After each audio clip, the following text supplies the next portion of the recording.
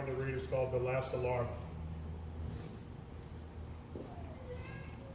The men and women of today's fire service are confronted with a more dangerous work environment than ever before.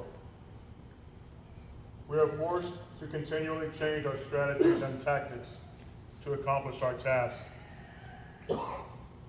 Our methods may change, but our goals remain the same as they were in the past: to save lives and protect property, sometimes at a terrible cost.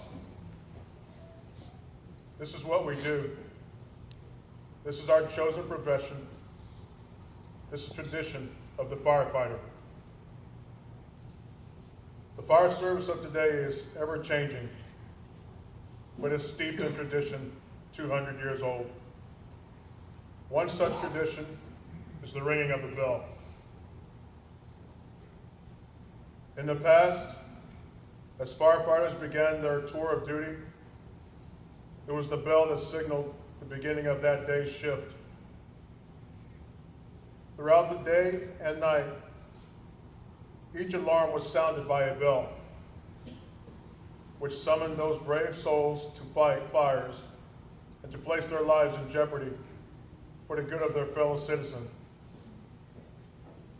And when the fire was out and the alarm had come to an end, it was the bell that signaled to all the completion of that call. When a firefighter died in the line of duty, paying the ultimate sacrifice, it was the mournful toll of the bell that solemnly announced a comrade's passing.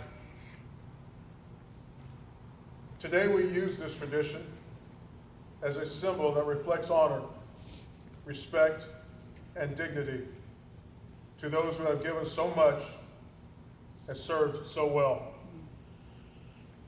And so to our brother and sister, Carol Lynn Paulson, who selflessly dedicated her life for the good of his fellow and their fellow man, the task completed and a job well done.